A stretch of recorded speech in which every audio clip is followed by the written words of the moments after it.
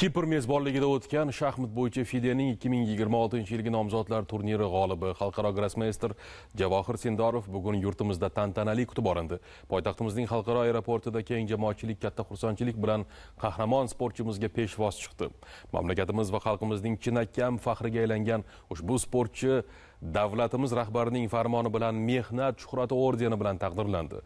Javohir Sindorovni kutib olish bo'yicha tashkil etilgan ushbu tantanali marosimda muxbirimiz ham ishtirok etdi. FIDE nomzodlar turnirida 10 ochko bilan mutlaq g'olib bo'lgan O'zbekiston faxri Javohir Sindorovni kutib olish jarayonidamiz. Ma'lumot uchun, Javohir musobaqadan avval jahonning 11-raqamli shaxmatchisi hisoblanardi.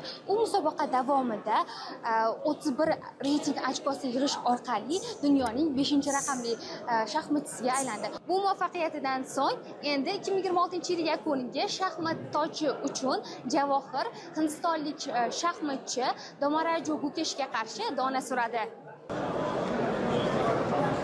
Chempionni buvi bo'ldi, chempionni qarindoshi bo'lish juda ham qiyin. Ham sharafli. Juda ham xursand bo'ldim. O'sha rekord degan so'zni eshitib ham xursand bo'ldim. Ilohim o'sha chempion o'g'lim Javohirim har doim rekord bo'lib yursin. Mana ozgina bir qadam qoldi. Xudo xolasa dekabrda shaxmat tojini O'zbekistonga olib kelish sharafiga ilohim muyassar bo'lsin-da. O'sha paytda ham mana shunaqa xursandchiligimizga sizlar ham sherik bo'lib yuringlar. 10 tur imkoniyatdan 10 ochko jamg'arish bu super natija deb o'ylayman. Sababi hali bu nomzodlar turnirigacha hech qaysi grossmeyster ketma-ket 3 ta g'alaba qo'lga kiritmagandi. Lekin Javohir buni uddasidan chiqdi va yakunda musobaqani mutlaq g'olibiga aylandi. Va albatta bu nafaqat men uchun, balki butun O'zbekiston yoshlari uchun ham katta motivatsiya deb o'ylayman. Ortda tog'day turar donishmand shohi, har sipoh xonini bilgich ogohi.